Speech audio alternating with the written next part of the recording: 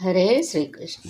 ಶ್ರೀಮದ್ ಭಗವದ್ಗೀತೆ ಅಧ್ಯಾಯ 6 ಶ್ಲೋಕ 28. ಯುಂಜನ್ನೇವಂ ಸದಾತ್ಮಾನಂ ಯೋಗಿ ವಿಗತಕಲ್ಮಷಃ ಸುಖೇನ ಬ್ರಹ್ಮ ಸಂಸ್ಪರ್ಶಂ ಅತ್ಯಂತಂ ಸುಖಮಶ್ನುತೆ. ಈ ಶ್ಲೋಕದ ಭಾವಾರ್ಥ: ಆತ್ಮ ಸಾಕ್ಷಾತ್ಕಾರ ಎಂದರೆ ಪರಮಪ್ರಭುವಿನೊಂದಿಗೆ ಮನುಷ್ಯನಿಗೆ ಇರುವ ಸಂಬಂಧದ ಸಹಜ ಸ್ವರೂಪವನ್ನು ತಿಳಿದುಕೊಳ್ಳುವುದು. ವೈಯಕ್ತಿಕ ಆತ್ಮವು ಪರಮಪ್ರಭುವಿನ ವಿಭಿನ್ನ ಅಂಶ.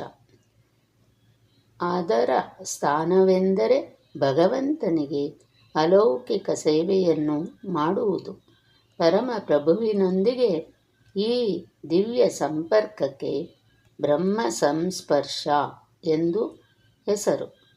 ಸದಾ ಯೋಗಾಭ್ಯಾಸದಲ್ಲಿ ನಿರತನಾದ ಆತ್ಮ ಸಂಯಮಿಯಾದ ಯೋಗಿಯು ಎಲ್ಲ ಐಹಿಕ ಕಲ್ಮಶದಿಂದ ಮುಕ್ತನಾಗಿ ಭಗವಂತನ ಅಲೌಕಿಕ ಪ್ರೇಮ ಸೇವೆಯಲ್ಲಿ ಪರಿಪೂರ್ಣ ಸುಖದ ಅತ್ಯುನ್ನತ ಹಂತವನ್ನು ತಲುಪುತ್ತಾನೆ.